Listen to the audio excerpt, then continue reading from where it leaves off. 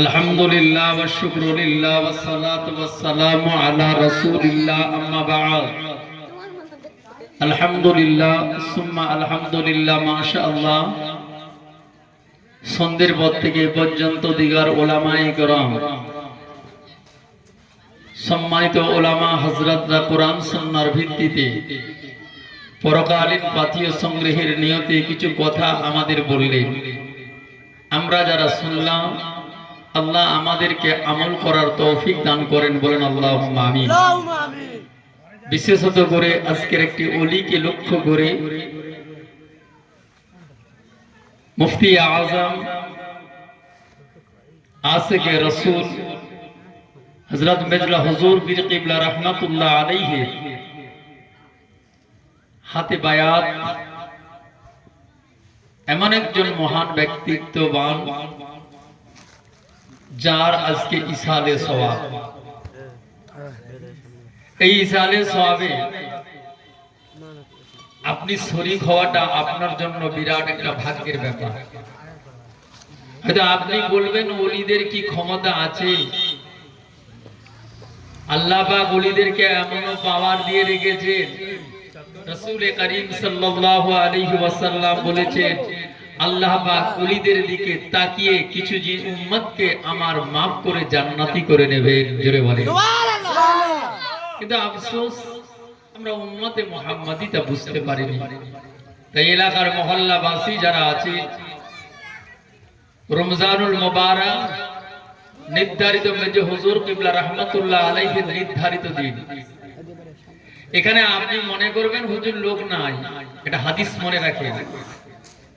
আল্লাহ নবী বললেন, ওয়াগাশিয়াতার রাহমাতা ওয়া হাক্কাতহুমুল মালাইকা। আয়ামাস সাহাবারা, যেখানে আল্লাহ ও আল্লাহ রাসূলের কথা হয়, জান্নাতের বাগান, ওই বাগানের উপরে আল্লাহ পাকের পক্ষ থেকে রহমত বর্ষিত হয়।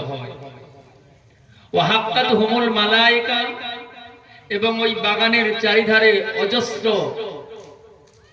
রহমতের ফারিস্তারা ঘিরে দাঁড়িয়ে থাকে।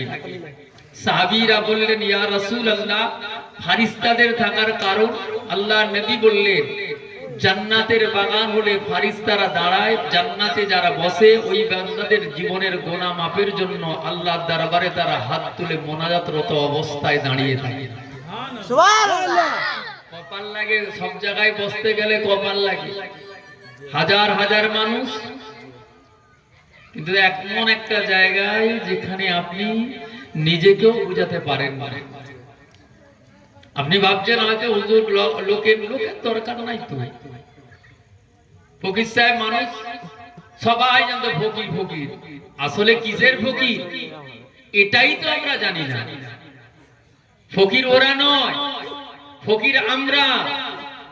ওরা ওদের নিজের আত্মগোপন করে নিজেকে লুকিয়ে রেখেছে, মানুষ যাতে না চিনতে পারে। আমাকে ওলি বলে কেউ যদি বলে ফেলে, এটা তার নিজের মনে কষ্ট হবে, তাই তিনি এমন লেবাসে ঘুরতেন। কেন জানেন? সুবহানাল্লাহ। একটা ঘটনা আপনাকে বলি, ওয়াজ করছি না এখন, শুনেন ভালো করে। গাউসুল আজম হুজুর দরবারে বসে আছে,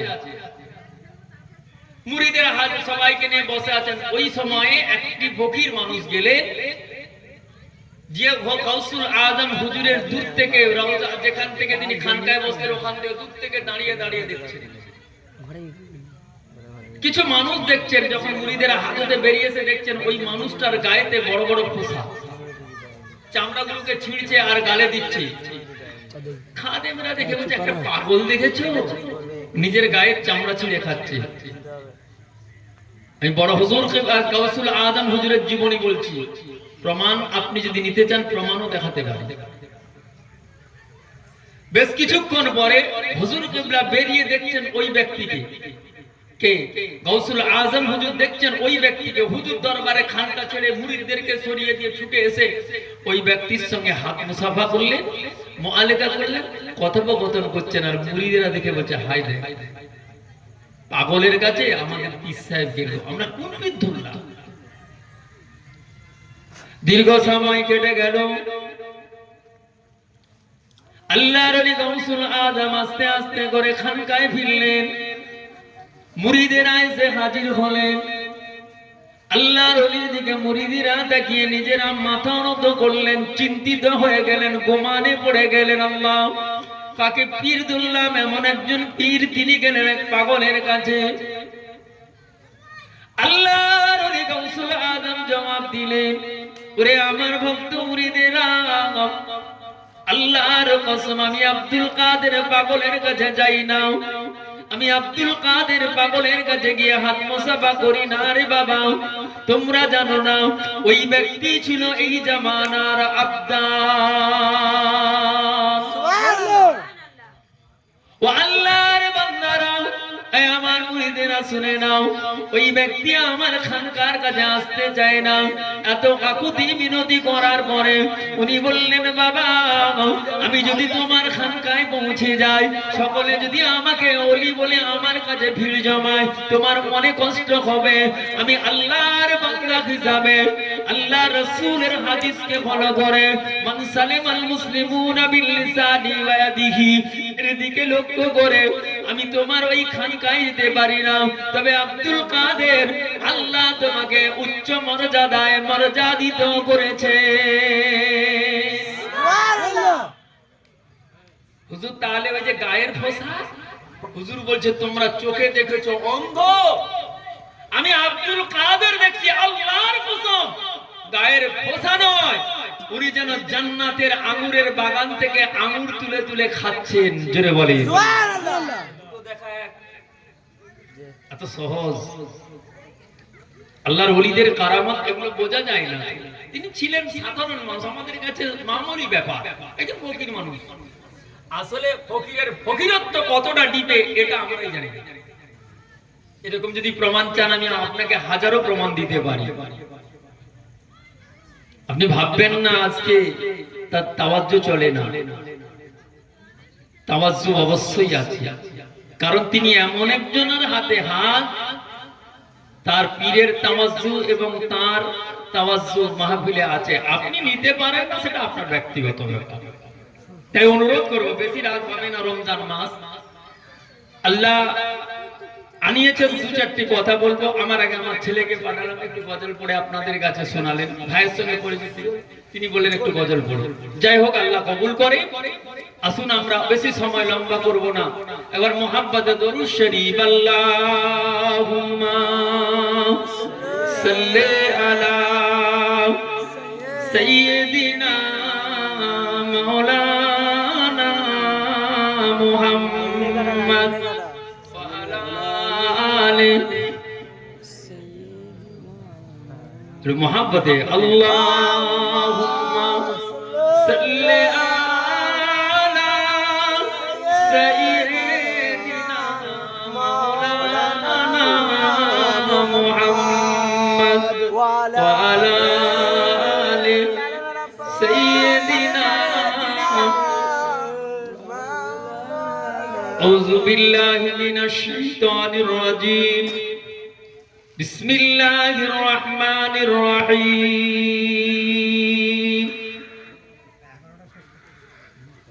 মা কানা মুহাম্মাদুন আবা আহাদিন মির রিজালিকুম ওয়ালাকিন রাসূলুল্লাহি ওয়া খাতামান নাবিয়্যিন ওয়া কানা আল্লাহু বিকুল্লি শাইইন আলিমা। ইন্নাল্লাহা ওয়া মালাইকাতাহু ইউসাল্লুনা আলান নবী ইয়া আইয়ুহাল্লাযীনা আমানু সাল্লু আলাইহি ওয়া সাল্লিমু তাসলিমা। আল্লাহুম্মা সাল্লি আলা সাইয়্যিদিনা মাওলানা মুহাম্মদ ওয়া আলা আলি সাইয়্যিদিনা মাওলানা মুহাম্মদ। মদিনায় গেলাম দিতে সালাম, মদিনায় গেলাম দিতে সালাম, প্রিয় নবী जी के सबचेয়ে বেশি ভালোবাসেন আল্লাহ তাআলা যাকে सबचेয়ে বেশি ভালোবাসেন আল্লাহ তাআলা যাকে দশটা রহমত দশটা গুনাহ মাফ দশটা রহমত দশটা গুনাহ মাফ একবার দরুদ পাকে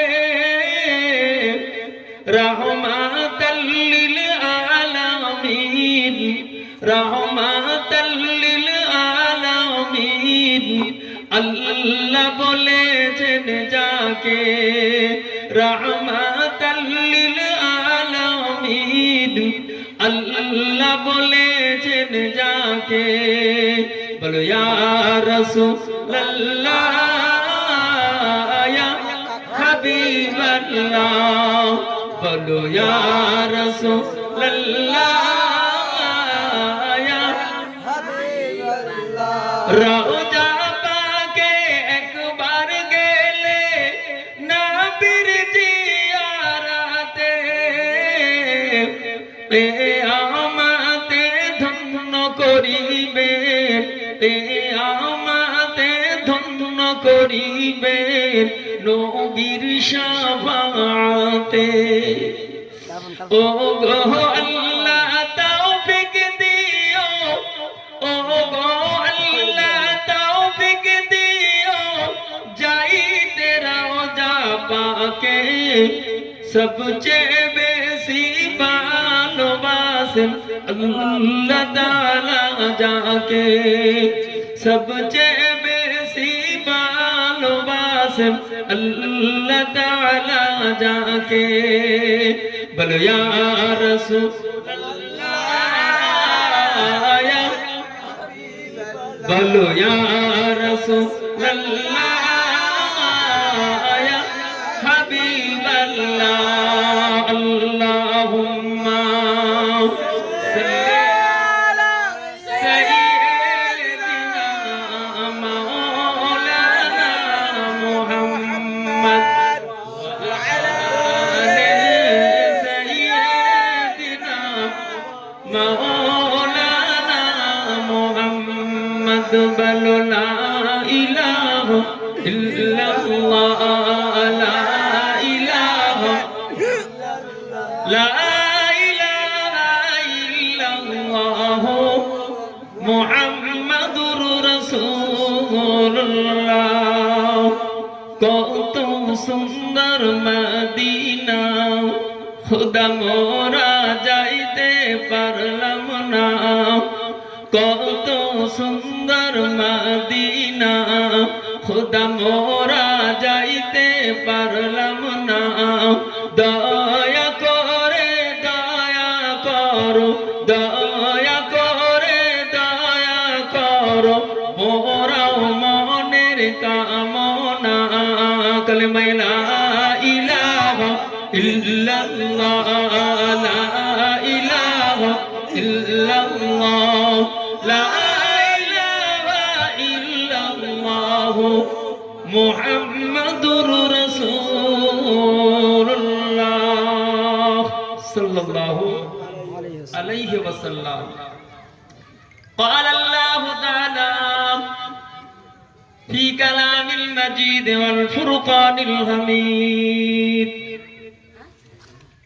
إن الذين آمنوا وعملوا الصالحات كانت لهم جنة الفردوس نزولا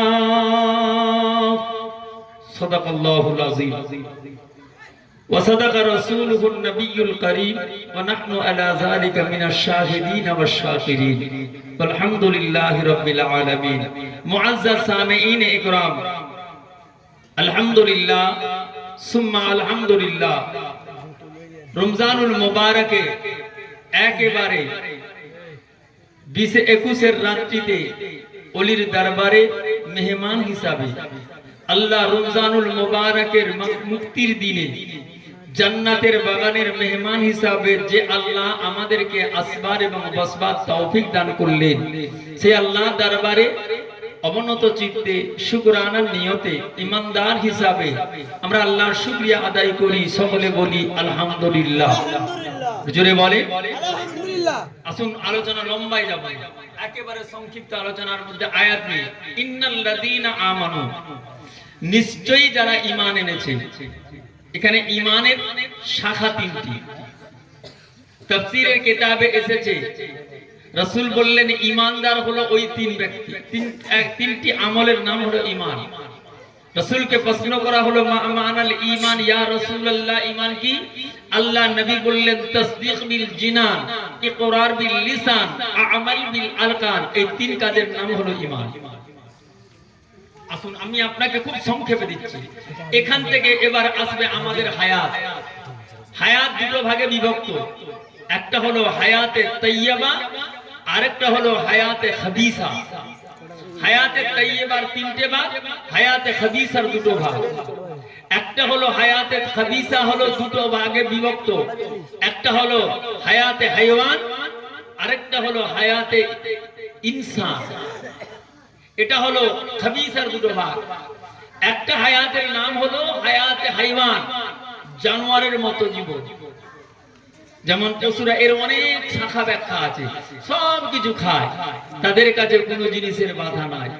আরেকটা হলো খাবিসা, আরেকটা হলো ইনসান, তারা কেবলমাত্র বুঝে মানুষ মানুষের জন্য যথেষ্ট। এটা হলো এর ব্যাখ্যাগুলো আমি এখন বলছি না।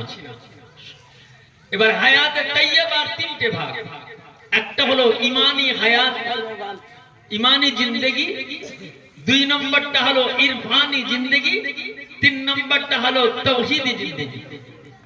এই তিনটি ভাগের তাইয়্যিবার ভিতরে ইমানি জিন্দেগি ছিলেন কারা? এই ইমানি জিন্দেগি থেকে উঠিয়ে নিয়ে ইরফানিতে গিয়েছেন আজকে যার দরবারে আমরা বসেছি। তিনিও আমাদের মতো মানুষ ছিলেন, দেখতে আমাদেরই মতো। তিনি এমন একজন ব্যক্তিত্ববানের কাছে হাত দিয়েছিলেন, বায়াত হওয়ার পরে তিনি তার সমস্ত কিছুটাই তার পীরের কাছে বায়াত হয়ে বিক্রি হয়ে গেলেন। পীরের নির্দেশ অনুযায়ী তিনি জীবন চালালেন। চালাতে চালাতে তবকাতে উঠলেন, যেটাকে বলা হয় ইরফানি জিন্দেগি, অর্থাৎ আল্লাহর সঙ্গে মিলিত হওয়া জিন্দেগি। সেটা কেমন?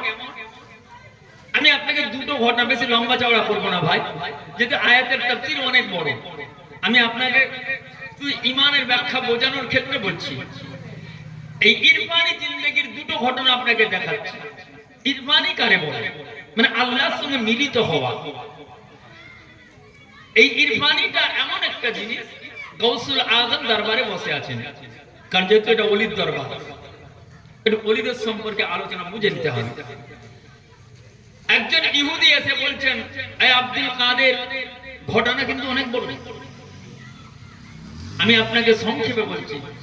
আপনি যাকে নবী বলেন, আপনার নবীর ক্ষমতা আমার নবীর থেকে কম কেমন? না, আপনাদের নবী কবরে, আমাদের নবী আসমানে। গৌসুল আজম চুপ করে বলছেন, আর কি? না, আমাদের নবীর এত বড় পাওয়ার, অন্ধের গায়ে হাত দিলে অন্ধের গা ভালো হয়ে যেত, কুষ্ঠ রোগী চোখ ফিরে যেত, কুষ্ঠ রোগীর গায়ে হাত দিলে কুষ্ঠ ভালো হয়ে যেত। অনেকগুলো ঘটনা বললে গৌসুল আজম বলছেন, আর কিছু বলার আছে? বলছে, জি না, আমার বলা শেষ। না, আর কিছু বলো? বলছে, আরেকটা কথা বলি, আমাদের নবী ঈসা আলাইহিস সালাম কুম বিইজনিল্লাহ বললে মুর্দা জিন্দা হয়ে যেত। যুবক যারা শুনছো একটু ভালো করে শোনো, যারা মাইকে শুনছো শুনে রাখো, আমি আপনাকে ইরফানি জিন্দেগির ব্যাখ্যাটা বোঝাবার জন্য। তাই গৌসুল আজম বলছে, ঠিক আছে, তাহলে কি চাও? যে এবারে দেখো, গৌসুল আজম কাপড়টাকে নিচ পর্যন্ত একটু ঢেকে নিলেন, যেমন মুখটা চেপে বলছেন, এই তুমি বললো তোমার নবী ঈসা মুর্দাকে জিন্দা করতে পারে, আমি আব্দুল কাদেরকে এই সময় যে কবরস্থানে নিয়ে গিয়ে যে কবরকে দেখাবে, আমি আব্দুল কাদের ওই কবরের মুর্দাকে জিন্দা করে দেখাতে পারি। জোরে বলবেন না? সুবহানাল্লাহ। জোরে বললেন না? সুবহানাল্লাহ। আশ্চর্য ব্যাপার, পারবেন? হুজুর গেলেন কবরস্থানের কাছে গিয়ে বলছেন এই কবর 1500 বছর আগের কবর, কবরস্থানের কোনো চিহ্ন নাই, গাছ আছে। ওই ইহুদি গিয়ে বলছেন এই কবর থেকে মুর্দা জিন্দা করে দেখাও। আল্লাহর ওলি হযরত গাউসুল আযম ওই কবরের কাছে দাঁড়িয়ে বললেন কুম্বে ইজনি ইয়া আব্দুল্লাহ, কুম্বে ইজনি ইয়া আব্দুল্লাহ, কুম্বে ইজনি ইয়া আব্দুল্লাহ। ওরে কবরবাসী, আমি আব্দুল কাদের বলছি, কবর থেকে উঠে দাঁড়িয়ে যাও। কিতাবের ভিতরে এসেছে ফানফাক্তা, কবরটা ফেটে দুই দিক হয়ে গেল। কামা রাসূলুন, কবর থেকে একজন মুর্দা জিন্দা হয়ে দাঁড়িয়ে আল্লাহর ওলি গাউসুল আযমকে সালাম দিল। সুবহানাল্লাহ, জোরে বললেন না সুবহানাল্লাহ। ইহুদি অবাক হয়ে গেলেন, এই আব্দুল কাদের কি করে সম্ভব? আল্লাহর ওলি গাউসুল আযম জবাব দিচ্ছেন, এই আল্লাহর বান্দা, তোমার নবী ঈসা বলেছিল কুম্বে ইজনিল্লাহ ইয়া আব্দুল্লাহ, আমি ঈসা বলছি আল্লাহর হুকুমে মুর্দা জিন্দা হও। ওরে আল্লাহর বান্দা রে, আল্লাহর কসম করে বলি আমি আব্দুল কাদের এমন একজন নবীর উম্মত হতে পেরেছি, আমি আমার নিজেকে বড় ধন্য করেছি। আমি আব্দুল কাদের এমন একজন নবীর উম্মত হয়েছি যে নবীর জন্য কুল কায়নাত, যে নবীর জন্য 18,000 মাখলুকাত, যে নবীর জন্য চাঁদ সূর্য নক্ষত্র গ্রহ এমন কোন কিছু নাই যেটা আমার নবীর জন্য হয় না রে আল্লাহর বান্দা শুনে নাও। আমি আব্দুল কাদের যখন বললাম কুম্বে ইজনি ইয়া আব্দুল্লাহ, ওরে কবরবাসী, আমি আব্দুল কাদের বলছি জিন্দা হও। আমার আল্লাহ, আমার আল্লাহ, আমি আব্দুল কাদেরের কথাকে কবুল করে ওই মুর্দাকে জিন্দা করেছিলে। চুপ হয়ে গেলেন। তাই কিছুক্ষণ পরে ঘরের কাছে আনলেন। ইহুদি আর কিছু বলার আছে? ইহুদির এই চোখ দিয়ে পানি টপ টপ করে গড়িয়ে যায়। আব্দুল কাদের ব্যাপারটা বুঝতে পারলাম না। আব্দুল কাদের, আল্লাহর ওলি গাউসুল আযম বলছেন, হে আল্লাহর বান্দা, আল্লাহর কোরআন কখনো মিথ্যা হতে পারে না।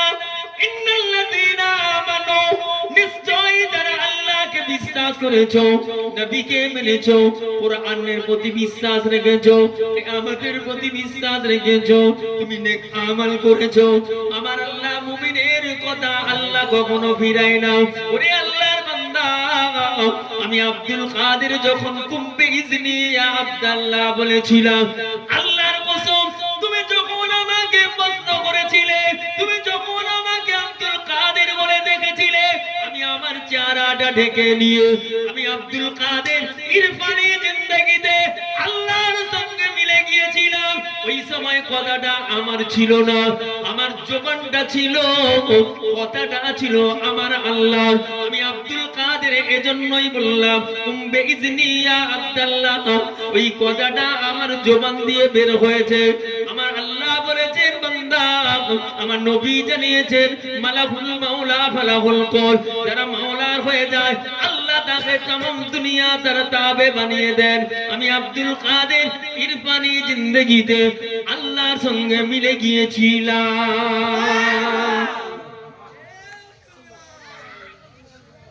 আমি আব্দুল কাদের আল্লাহর সঙ্গে মিলে গিয়েছিলাম। এখন আপনি বলবেন মিলনটা কি? আপনাকে আরেকটি ঘটনার মাধ্যম দিয়ে বোঝাচ্ছি, খুব মনোযোগ ভাবে শোনেন, কারণ অল্প রমজান মাস তো আলোচনা লম্বা করা হবে না। আজ আপনি যে এই যে বাবার ফকির সাহেব হুজুরের রওজায় এসেছেন, এই যে জলসায় বসেছেন, দুনিয়ার কেউ জানুক আর নাই জানুক, আল্লাহ জানেন। জোরে বলেন সুবহানাল্লাহ। কিয়ামতের আদালতে আল্লাহ পাক যদি বলেন বান্দা জানে তুই কোথায় ছিলি, আল্লাহ 20 রোজায় লাইলাতুল কদর ধামনের নিয়তে আমি গিয়েছিলাম ফকির সাহেব হুজুরের ইসালে সওয়াবে, আমি ওই জায়গায় বসে বসে কিছুটা সময় কাটিয়েছি। আমার আল্লাহ যদি বলে তুই আমার ওলি বান্দার মহব্বতে যখন কাটাতে পারলি, আমি আল্লাহ খুশি হয়ে গেলাম। জুড়ে বলেন সুবহানাল্লাহ। এটা সেই জায়গা। কেমন আল্লাহর ওলিরা ইরফানি জিন্দেগি। ফকির সাহেব হুজুরের আমি জীবনী পড়িনি, কিন্তু আমি এসে রওজা জিয়ারত করেছি, আপনাদের কাছে স্টেজে এসেছি। এই ইরফানি জিন্দেগিটা বোঝানোর জন্য আরেকটি ঘটনা আপনাকে বলছি, বোঝেন ভালো করে ইরফানি কাকে বলে। জুনাইদ বাগদাদি রহমাতুল্লাহ আলাইহির জামানা, ইরাকের বাগদাদের দাজলা নদীর তীরে একটি মাদ্রাসা। ওই মাদ্রাসা একটি এতিম ছেলে, যেমন হুজুরের মাদ্রাসা আছে না, হুজুর মাদ্রাসা করেছেন, কোরআন শিক্ষা করে, হাফেজে কোরআন ছেলেরা পড়ে। ওই রকম একটি ছেলে এতিম, বাপ হারা, মা আছে। ওই ছেলেটি এসে হুজুরের কাছে দিয়ে গেল, হুজুর আমার এই ছেলেটাকে কোরআন শিক্ষা দেবে। হুজুরের মনের ভিতরে ওই ছেলেটা যে কি জেগে গেল, হুজুরের উজুর পানি সবসময় ওই ছেলেটা দাজলা নদী থেকে তুলে এনে হুজুরের হাতে দেয়। হুজুর তাহাজ্জুদের উজু করলে ওই ছেলে পানি এনে দেয়, পঞ্জগানা উজু করলে ওই ছেলে পানি এনে দেয়। ঠিক রাত যখন জওফুল লাইল, রাতের শেষ অংশে তাহাজ্জুদের ওয়াক্তের সময় মাদ্রাসার ছেলেরা উঠে কোরআন তেলাওয়াত করে। এই কোরআন তেলাওয়াত করছে, হুজুর হাজার যখন তাহাজ্জুদের ওয়াক্ত হয়ে যাচ্ছে, ফজরের আজান হবে, হুজুর বেরিয়ে এসে বলছে বাবা ওই ছেলেটা যা মসজিদে আজান হয়েছে কোরআন শরীফটা বন্ধ করে লোটাটা হাতে করে ধরে দাজলা নদী থেকে আল্লাহর বান্দা, আপনি এখন এর গুরুত্ব বুঝবেন না, যেদিন চোখ বন্ধ হয়ে কবরে যাবেন বুঝবেন এই জায়গার কি তাসির ছিল। নিতে পারি না, এটা দরকার ছিল, পারিনি, এটাই ব্যাপার। হযরত জুনাইদ বাগদাদি রাহমাতুল্লাহ বর্ণনা করছেন, ওই সময় নদীর ধারে গেলে লোটা উপরে থাকলে ছেলেটা ওই নদীর স্রোতে গতিতে ছেলেটা চলে গেল। ফজরের ওয়াক্ত হয়ে গেল, পানি আসে না। হুজুরের অন্যজন পানি এনে দিলেন, হুজুর উযু করলেন, উযু করে হুজুর ফরজে ফজরের নামাজটা আদা করলেন ইমামতি করে, আর আল্লাহর দরবারে দুটো হাত তুলে ফরিয়াদ করেন, আল্লাহ ছেলে তো আমার হুজুর পানি আনার জন্য গিয়েছিল, এখন কেন ফিরে না? ও রব্বুল আলামিন, এই ছেলেটা কি নদীর মাঝখানে টেনে চলে গেল, পাখি পিছলে নদীর স্রোতে চলে গেল, জঙ্গলের বাঘি আমার ওই বাবা তলাবুল ইলমের ছেলে হাফেজে কোরআনকে কি বাঘ নিয়ে চলে গেল? রব্বুল আলামিন আল্লাহ, আপনি কোরআন পাকের ভিতরে জানিয়েছেন নাহনু নাযালনা যিকরা ওয়া ইন্না লাহু লাহাফিজুন, কোরআন হেফাজতের দায়িত্ব আপনার। আল্লাহ যারা হাফেজে কোরআন, এই কোরআন যাদের সিনার ভিতরে, আপনি তাদেরকে হেফাজত করবেন ওয়াদা করেছেন। ও রব্বুল আলামিন আল্লাহ, আমি আপনার নগণ্য গুনাহগার বান্দা ছেলেটা আমার উযুর পানি তুলে দিত, আমাকে হুজুর বলে সম্মান দিত, আজ এটা ফজরের নামাজের পানি আনতে পারলো না। জানি না আল্লাহ, ও রব্বুল আলামিন, যদি ওই ছেলেটার কোনো বিপদ হয়ে থাকে, আল্লাহ সমস্ত বিপদকে মুসিবত থেকে এড়িয়ে ওই ছেলেটাকে আল্লাহ আমার কাছে ফিরিয়ে দেয়। মোনাজাত দিলেন, চোখের পানি মুছে নিয়ে বলছেন চলো বাবা ওই নদীর ঘাটের কাছে যাব, ছেলেটি কোথায় গিয়েছে পায়ের চিহ্ন দেখলে বুঝতে পারবো বাঘ নিয়ে গেছে না কোথায় গেছে। ও আল্লাহর বান্দারা, ও নওজোয়ান যুবকেরা, ও আমার মুরব্বিয়ান বাবাজিরা, পায়ে হাত রেখে বলি এই জলসা সম্পর্কে আপনি জানেন না, দেখতে যদিও ছোট, আমল যদিও ছোট, তবে আপনার কাছে এটা ছোট লাগবে। আমার আল্লাহর দরবারে কোনো আমল ছোট না, আমার আল্লাহর দরবারে বড় নিয়ামতে কবুল হয়ে যায়।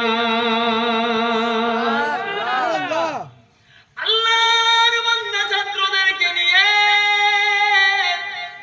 দাজলা নদীর ধারে গিয়ে দেখে লোটা উপরে ছেলে নাই। ওস্তাদ দাঁড়িয়ে দাঁড়িয়ে কাঁদে, আল্লাহ আমার মনে হয় নদীর স্রোতে টেনে নিয়ে চলে গিয়েছে, আল্লাহ এই ছেলেকে ফিরিয়ে দেন, ফিরিয়ে দেন। ছাত্ররা অবাক হয়ে গেলেন, হুজুর এমন করে কাঁদলে তো আর আমাদের ভাই আমাদের কাছে ফিরে আসবে না। ওগো আল্লাহর ওলি, আমাদের ওস্তাদ হুজুর হাফেজ জি, আপনি আমাদের সঙ্গে চলেন। এই জামানার সবথেকে বড় একজন আল্লাহর ওলি, নাম তার জুনায়েদ বাগদাদী রাহমাতুল্লাহ আলাইহি, যিনি এখন ফকির হালতে ঘুরে বেড়ায়। যে জুনায়েদ বাগদাদীকে আল্লাহ এত বড় নিয়ামত দিয়ে কবুল করেছেন, আল্লাহ তাকে বাতিল চক্ষু দিয়েছেন, ইলমে লাদুন্নির মালামালে অন্তরটা পরিপূর্ণ করে দিয়েছেন, আল্লাহ তাকে ইরফানি জিন্দেগি দিয়েছেন, আল্লাহ তার অন্তর চক্ষু জাহির করে দিয়েছেন। হুজুরের কাছে গিয়ে আপনি আমাদের ভাইয়ের কথা বলবেন, নিশ্চয়ই আল্লাহর ওলি জুনায়েদ বাগদাদী তিনি বলে দিতে পারেন ওই ছেলেটাকে বাগে নিয়েছে না নদীতে চলে গেছে। উস্তাদ বলছে ঠিকই তো বলেছো, চলো। জুনায়েদ বাগদাদীর কাছে গিয়ে বলছে, হুজুর আসসালামু আলাইকুম, কি খবর? হুজুর আমি বিপদে। কেন? না ছেলেটা সব ঘটনা খুলে বললেন। হুজুর বলছেন এ বিষয়ে সবথেকে বড় আমার থেকে একজন ওলি আছেন, দেখতে ওই ছুটির ভিতরে থাকে, ফকির পাড়া, ওনার নাম হলো হযরতে সত্তি রহমাতুল্লাহ আলাইহি। উনি এই জামানায় আমার থেকে বড় একজন ওলি, ওনার কাছে চলেন, আমরা ওনার কাছে এর সুরাহার ব্যবস্থা আনতে পারবো। ওয়াজ কি বোঝাতে পারছি আপনাদের? ভালো করে বোঝেন। জুনায়েদ বাগদাদী নিজেরই নেন না, তিনি তার একজনের কাছে ঠেলে দিলেন, চলেন, নিয়ে গেলেন। অনেক লম্বা ঘটনা, সংক্ষেপ বলছি, যে সালাম দিলেন, আসসালামু আলাইকুম হুজুর, আমরা এসেছি, আমি একজন মাদ্রাসার মুআল্লিম, হাফেজে কোরআন, হাফেজ কোরআন ছাত্রদেরকে নিয়ে আপনার কাছে এসেছি কিছু কথা বলার জন্য। আমার সাথে আছে আপনার আল্লাহর ওলি জুনায়েদ বাগদাদী। আওয়াজ হচ্ছে ওয়া আলাইকুম আসসালাম। জুনায়েদ দরজা ঠেলো, খুলে গেল। এসো বাবা, কি খবর? বলছে হুজুর ছেলেটা আমার খুব মহাব্বতের, আমি যখনই উযু করতাম পানি এনে দিত, তাহাজ্জুদের নামাজের উযুর পানি এনে দিত, টোটাল বিষয় পানি আমার সবসময় নামাজের পানি এগিয়ে দিত। হুজুর ওই ছেলেটা আজকে ফজরের আজান হওয়ার সঙ্গে সঙ্গে কোরআন শরীফটা বন্ধ করে লোটাটা হাতে করে নিয়ে নদীর ধারে গেল, আর ফিরলো না। হুজুর আমি যে বড় অসহায়। কেন বাবা? না ওর বাপ নাই, মা একটাই, ওর মা বেঁচে আছে, ছেলেটাকে আমার কাছে দিয়ে গেছে। প্রত্যেকটা দিন আসরের পরে ওর মা কিছু খাবার দাবার নিয়ে এসে ওই ছেলেকে দেখে আর খাবার খাইয়ে নিজের হাতে যায়। আজ আসরের পরে এলে আমি কি জবাব দেব? আল্লাহর ওলি সত্তি রাহমাতুল্লাহ আলাইহি বলছে, বাবা তুমি অত অধৈর্য হয়ো না, ইন্নাল্লাহা মা'আস সাবিরিন, সবর করো, নিশ্চয় ওই ব্যক্তি আল্লাহ পাকের বান্দিকে যা বলার আমি বলবো তাকে খবর দাও। খবর দেওয়া হলো, মহিলা বোরখা পরিহিত করে নিজেকে ঢেকে আসলে কাছে এসে বলছে, হুজুর আসসালামু আলাইকুম। আপনি ডেকেছেন? জি মা। আল্লাহর ওলি সত্তি রাহমাতুল্লাহ আলাইহি বলছে, মা হাফেজে কোরআনের মর্যাদা অনেক বড়। মা জি হুজুর, আমার স্বামীর ওসিয়ত মোতাবেক আমি আমার ছেলেটাকে আল্লাহর কোরআন শিক্ষা দেওয়ার জন্য দিয়েছি। ও আল্লাহ,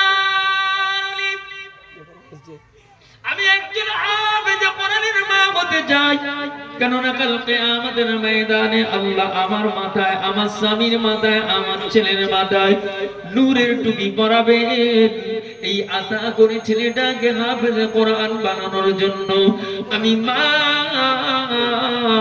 আমার বাপ হারা সন্তান, আমার স্বামী নাই, আমি বেওয়া, এই ছেলেটাকে হাফেজে কোরআন বানানোর জন্য দিয়ে গিয়েছিলাম। হুজুর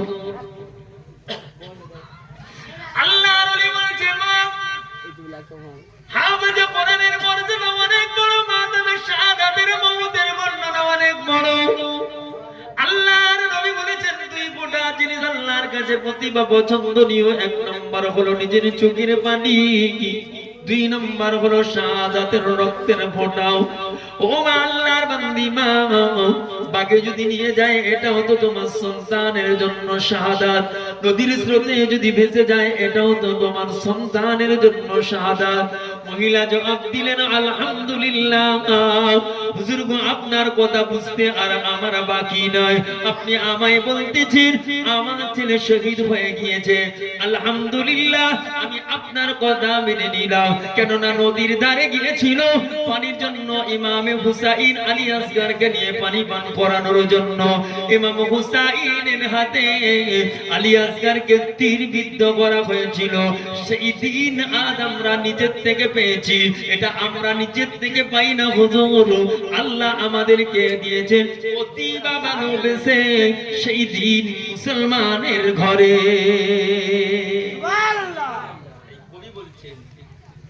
हैदर का घराना करबल में, हैदर का घराना करबल में, क्या जुल्म वनु के सहता है, क्या सहर मोहम्मद के प्यारे सामने दरिया बहता है, सामने दरिया बहता है।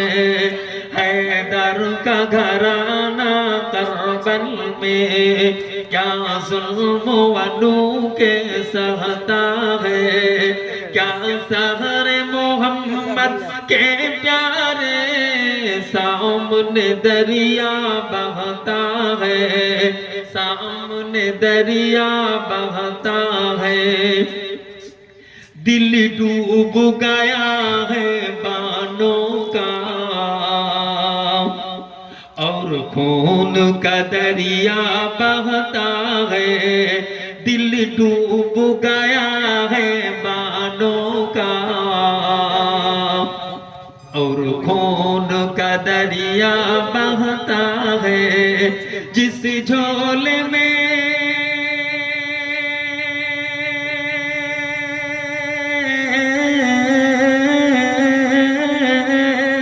जिस झोले में असगर सोते थे, 2 दिन से वो खाली रहता है। हैदर का घराना करबल में, क्या जुल्म वनु के सहता है, क्या सहर मोहम्मद के प्यारे सामने दरिया बहता है, सामने दरिया बहता है। जैनब की नजर है चौखट पर और कान लगे हैं आहट पर, जैनब की नजर है चौखट पर और कान लगे हैं आहट पर। जब कोई दुलारा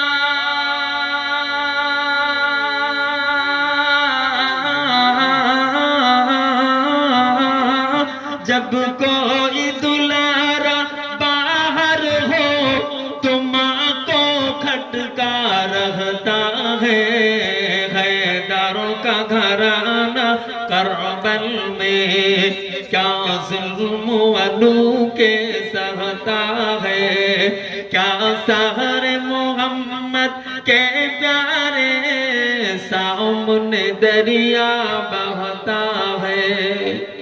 ও আল্লাহর ওলি, আপনি আমার ছেলের সাদাতের কথা বললেন, আল্লাহর কসমে যে আমার দুঃখ নাই, তবে আমি মা আমার মনের বড় আশা, হুজুর গো আমার সন্তান ইন্তেকাল করেছে, আপনি খবরটা দিলেন, এই খবরে আমি খুশি হয়ে বলতেছি হুজুর আমার ছেলে যেই ঘাট থেকে নিখোঁজ হয়ে গিয়েছে ওই ঘাটটা কি আমাকে চিনাতে পারবেন? আল্লাহর ওলি হযরত সররজাক রাহমাতুল্লাহ আলাইহি বলছে উস্তাদ নিয়ে যাও এই বান্দিকে ওই ঘাটের দরজা ঘাটের কাছে পরিচয় করে দাও। আস্তে আস্তে করে মহিলা পিছনে, হযরতে মুআজ জুনাইদ বাগদাদি সামনে, উস্তাদ তার পিছনে, আর ছাত্ররা পিছনে পিছনে হেঁটে হেঁটে ওই নদীর ঘাটের কাছে গিয়ে হাজির হয়ে গেলেন। ও আল্লাহর বান্দারা, আমি আপনাকে যেটা বোঝানোর জন্য ইরফানে কেমন হয়, আল্লাহর বান্দে ঘাটের কাছে দাঁড়ালেন, হুজুর এই জায়গা বলে হ্যাঁ। আল্লাহর ওই বান্দে ওই মহিলা পর্দার ভিতর থেকে বলছেন আল্লাহ, আমার ছেলে যদি ইন্তেকাল হয়ে যেত, বিপদ হতো, আমি মা আমার অন্তরে খাটকা লেগে যেত। ও রব্বুল আলামিন, আমার সন্তান যদি শাহাদাতের পেয়ালা পান করে নদীর মাঝখানে ডুবে, আমি মা তো আমার অন্তরে খাটকা নাই, আমার অন্তর গাওয়া দিচ্ছে আমার ছেলে এখনো হায়াতে জিন্দেগিতে নদীর ভিতরে বেঁচে আছে। বললেন না সুবহানাল্লাহ। মিমা সবাই এই কি দোয়া করছেন? ও আল্লাহর ওলি জুনায়েদ বাগদাদি হুজুর, আপনি শুনেন, আমি মা আমার ছেলের জন্য খাবার বানাচ্ছি, খবর আপনি পাঠালেন, আপনারা আমি এলাম, তবে এই জায়গায় যদি আমার ছেলে ওযুর পানি আনার জন্য চলে যায়, ওগো আল্লাহর বান্দারা, ও উস্তাদ আলেমে দিনেরা, এ হুজুর আপনি এখানে দাঁড়ান, আমাকে একটু সময় দেন, আমার ছেলে কোথায়, আমি মা এই জায়গা থেকে ডাক দিয়ে ছেলেকে বের করে নেব। সবাই অবাক হয়ে গেলেন, কোন মহিলা এমন একটি কথা বলছে যেটা আশ্চর্য, কোন রকম সম্ভব নয়। আল্লাহর বান্দী ওই ঘাটের দিকে, নদীর দিকে তাকিয়ে বলে, আয় আমার ছেলে বাবা রে, কোথায় রে বাবা, আমি তোর গর্ভধারিণী মা, তোর জন্য অপেক্ষামান ঘাটের ধারে। বাবা ছেলে রে, আয় বাবা, আয় আমার কাছে আয় রে বাবা, আমি তোর মা, তোর জন্য ঘাটের পারে দাঁড়িয়ে ইন্তজার করতেছি। আল্লাহর বান্দি কাঁদে। প্রথমবার ডাক দিল, কোনো আওয়াজ নাই। দ্বিতীয়বার ডাক দিল, কোনো আওয়াজ নাই। তৃতীয়বার ডাক দেওয়ার সঙ্গে সঙ্গে বলছেন, ইয়া আম্মি কাইফা হালুকা, আয় আমার আম্মা জান, আপনি কেমন আছেন? আম্মা জান, আমি একেবারে নদীর তলদেশে, এখান থেকে যাওয়ার মতো আমার কোন রাস্তা জানা না। সুবহানাল্লাহ। বললেন না সুবহানাল্লাহ? সুবহানাল্লাহ। আরে একটু জোরে বললেন না? সুবহানাল্লাহ। এবারে আপনার কাছে মনে হবে নদীর মাঝখানে ভিতরে আছে, কি করে সাড়া দিল? আল্লাহ পাক পারে না? আল্লাহ কি না পারে?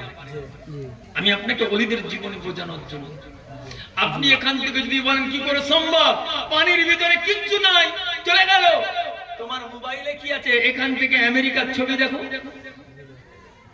তোমার মোবাইলে কি আছে, নেট আছে, স্যাটেলাইটের মাধ্যমে তুমি এখান থেকে যদি হাজার হাজার মাইলের ছবি এই জায়গা থেকে বসে বসে ইন্টারনেটের সাহায্যে দেখতে পারো। এ তো পরে এসেছে। আল্লাহর ওলিরা এই দুনিয়ায় চোখ বন্ধ করে তাম দুনিয়া দেখার ক্ষমতা রাখে। জোরে বলে সুবহানাল্লাহ, জোরে বলে সুবহানাল্লাহ। যদি বলেন দুনিয়াবি প্রমাণ দেন, আমি আপনাকে দিতে পারি। চোখ বন্ধ করে এই জায়গায় বসে নয়, ফুরফুরার মুজাদ্দিদুজ্জামানের ওই মেজো ছেলে, যার হাতে হাত দিয়ে বায়াত, আমাদের পীর ও মুর্শিদ হযরত মির্জা হুজুর কিবলা রাহমাতুল্লাহ আলাইহি, আল্লাহ এত বড় ওলি করেছিলেন, চোখ বন্ধ করলে খবর বলতে পারতেন। জোরে বলেন সুবহানাল্লাহ। আপনি চেনেন কিনা জানি না, আমি আমার পড়ার জীবনে দেখেছি, ওই মাজারের ঠেলা গাড়ি করে তুলে নিয়ে, ওই যে মসজিদটা এখন পাকা হয়েছে, আগে মাটির মসজিদের পরে ওঠানো ছিল, ওখানে হুজুরকে আনা হতো আসরের পরে, হাদিস পড়া হতো, হুজুর খালি ভুল হলে করতে। হুজুরের জীবনী আমি যতটুকু উপলব্ধি করে দেখেছি, আমি একটা জলসায় যাই, হুজুর কিবলার ওফাত দিবসে মেজলা হুজুর কিবলা ওই জায়গায় জলসায় যাচ্ছে, রাস্তায় আছেন, হঠাৎ খবর গেল জেনাটা চলে না। শোনো, আজকে তুমি ফকির সাহেব মনে করো না, তোমার কাছে দেখতে ফকির, ওয়াল্লাহি আল্লাহর কসম, তিনি যার হাতে হাত দিয়ে বায়াত, তিনি একজন আল্লাহ ওয়ালা ওলি। জোরে বলে সুবহানাল্লাহ। তোমার চোখ খারাপ, তুমি কালারিং চশমা দেখে পাবে না, তুমি ঠিক নজরে দেখো, কিছু নাই কিছু পাবে। এমনি মানুষ তার কাছে ভক্ত হয়ে আসে না, কিছু তার যদি না থাকতো মানুষ আসতো না।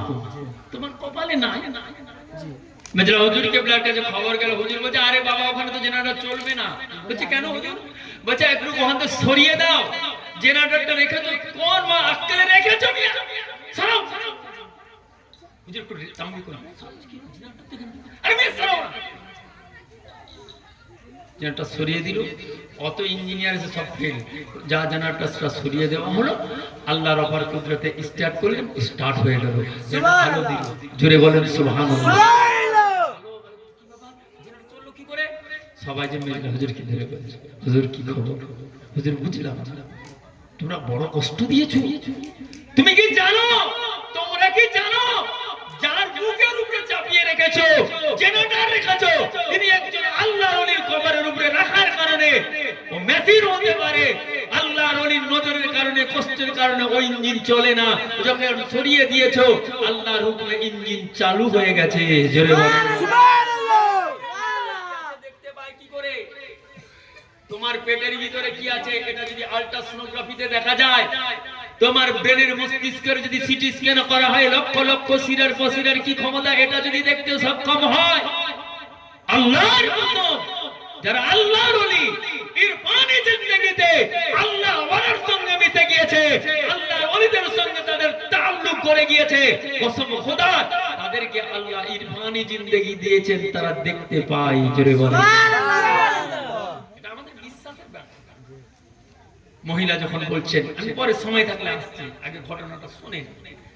মহিলা যখন ডাক দিলেন, ওখান থেকে বেরিয়ে এসেছে আওয়াজ।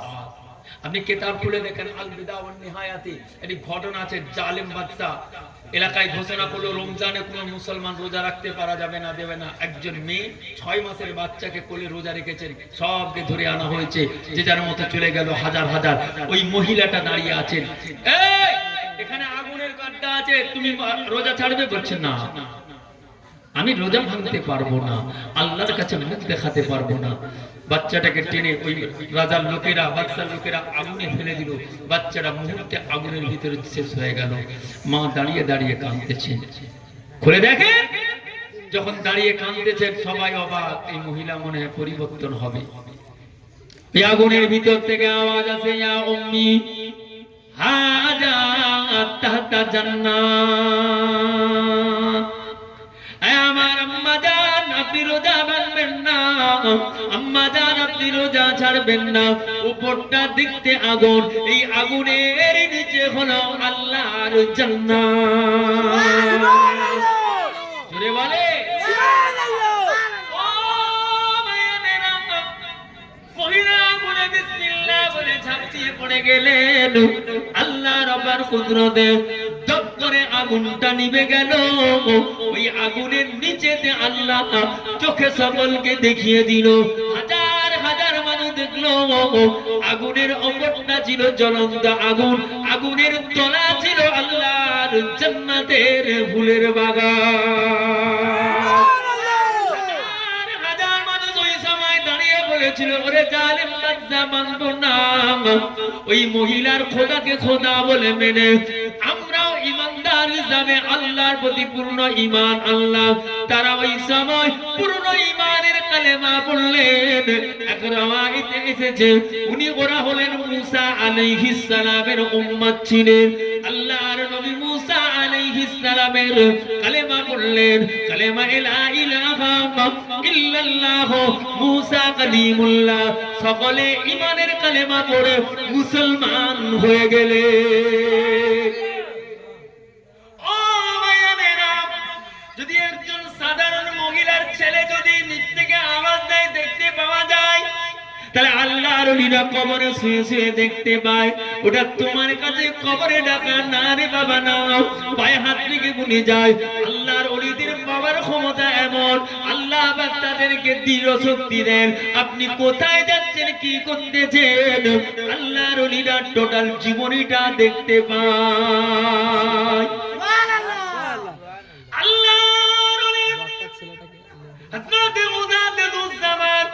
দাদা হুজুর কিবলা রাহমাতুল্লাহ আলাইহি হুজুরের জীবনের ঘটনা আপনাদের বলি। ওই ঘটনা একটু রেখে আপনাদেরকে ইরফানি জিন্দেগি বুঝাবার জন্য হায়াতের 3টা স্তর, একটা হলো ঈমানি জিন্দেগি, আরেকটা হলো ইরফানি জিন্দেগি, আর আর একটা উপরের তবকা হলো তাওহীদি জিন্দেগি, একত্ববাদের জিন্দেগি। আল্লাহর ওলিরা ইমানের ধাপ থেকে যখন ইরফানিতে চলে যায়, তাদের হালত তখন তারা এই হালতে পৌঁছে যায়, এমন একটা হালতে পৌঁছে যায় বাহ্যিকতায় মানুষের রূপ দেখা যায়। তারা ওই সময় জিকরুল্লাহর ভিতরে কসবুল কুবুরের হালতে কখনো আল্লাহর জিকিরে মগ্ন হয়ে তারা আল্লাহর সঙ্গে ইরফানিতে মিলে যায়। খালি আমরা দেখি সাধারণ, আমরা চোখে দেখি সাধারণ। আমি আপনাকে হাজারটা প্রমাণ দেবো, কিন্তু আপনাকে একটা বাজে কথা বলবো না, কারণ যেটা অলিচিও দরবার তো আমি এখানে বাজে গল্প শোনাতে আসি না ভাই। শুনে দাদা হুজুর কেবলা রহমাতুল্লাহ আলাই, হুজুর একদিন বসে আছে, ডেকে বলছেন বাবা, ও বাবা আব্দুল হাই। জি আব্বা। যাও না বাবা, একটু দিনের খিদমতে যেতে হবে তো, আমি যেতে পারবো না। যাও। কোথায় যাবো? বাংলাদেশে। বলছে আব্বা গেলে কেমন হয়? আমাদের ভাই আছে, কে না বসিরাটি আল্লামা রুহুল আমিন, বাবার রুহুল আমিন। জি হুজুর যাও না বাবা, ওই দেশটা একেবারে নোংরা হয়ে গেল, একেবারে কুফরিকে ভরে গেছে, ওই দেশে ওয়াজ করবে যাও।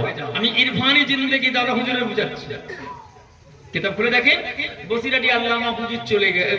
জি হুজুর, পীর আর মুরিদের হুজুর আপনি যা বলেছেন, মেজলা হুজুর কেবলা যে আদর্শে চালাচ্ছিলেন ইনি সেই আদর্শে চলতেন। আপনার কাছে মনে হবে যদি আপনি কোনো ওলিদেরকে পান, একটুখানি নিয়ে এসে দাঁড় করালে একটু বুঝতে পারবেন। যদি আল্লাহর ওলিদের কিছু রুহানির তাওয়াজ্জুহ বোঝা যায় কখন, তার পায়ের ধারে দাঁড়িয়ে চোখ বন্ধ করে বুঝলে কিছুটা জিনিস তার তাওয়াজ্জুহ বোঝা যাবে। কথা কি বুঝতেছেন আমার? আচ্ছা একটা হুজুরের মাজার গিয়েছি, হুজুর জিয়ারত করি তো, ওরকম জিয়ারত নয়। এখানে আব্দুল্লাহ হুজুর আসছেন, আজ তিনি মাজারের কাছে। আমি এই এলাকায় পাশাপাশি যত জলসা এসেছি বেগমপুর থেকে চারিধারে, আমার অভ্যাস এটা খুশুসিয়াত, আমি দাদা হুজুরের মাজারে গিয়ে এখান থেকে জলসা হয় আগে, নাহলে পরে জিয়ারত করে যাই। রাত 2টোর সময় ঢুকতেছি, এইখান থেকে জলসা সেরে ফিরে যাচ্ছি, বলি মাজারে ঢুকবো। মাজারের কাছে গিয়ে দেখছি আব্দুল্লাহ মাওলানা যিনি ইন্তেকাল করলেন, আজ তাকে রহমতুল্লাহ আলাইহি বলতে হচ্ছে। মাওলানা তুমি চলে এসছো? আচ্ছা ভিতরে যাবো। জিয়ারত করেছো? আমি এখানে আছি, যাও যাও। ভিতর থেকে জিয়ারত করে বেরিয়ে আসছি, কি দেখলে? মাথা যাও বাবা, তুমি ওখানে যে বসো, আল্লাহর কসম কিছু পাবে, সময় দিয়ে বসতে হবে। তুমি মুহূর্তে গিয়ে সমস্ত উঠে পড়বে, এ হবে না। আপনি ওখানে এইটা হুজুরের মাজারের পাশে কিছুক্ষণ বসে, নিরিবিলিতে একটুখানি বসে চোখটা বন্ধ করেন। যদি আপনার গাতে ঝাঁকুনি না মারে তাহলে মনে করবেন ইনি বলিনি, আর যদি ঝাঁকুনি মানে মনে করবেন আপনার বেয়াদবি, আপনি যা আছে এগুলো শেষ করে দিতে। আপনার কিচ্ছু নেই, কি আমল করেছেন আপনি আমি, কিচ্ছু আমাদের নাই। খালি ইনাদের দোয়ার খাতিরে আল্লাহ এখনো আমাদেরকে এই জমিনে টিকিয়ে রেখেছেন, ইনাদের ওসিলা। জোরে বলেন সুবহানাল্লাহ। এরকম প্রমাণ আপনাকে দিতে পারি ভাই, আমি গল্প শোনাইতে আসি না, আমি এখানে কোনোদিন আসি না। এখান থেকে যখন ঘুরে গেছি, যখন আমি football senior master title master পড়তাম, তখন এগুলো আমরা বেড়াতে এসেছি, এরকম রাস্তা ছিল না। আমরা মানুষদের ওই বাড়ির কাছে এসে ঘুরে ঘুরে উজ্জ্বল পুকুর হয়ে আমরা যেতাম। এখানে এখন দেখছি এসে দেখছি কিন্তু এত জিনিস জানা ছিল না ভাই। আমাকে খালি ভাই বললেন একটু হুজুরের জলসা শরীক, ঠিক আছে ইনশাআল্লাহ রমজানে যাব।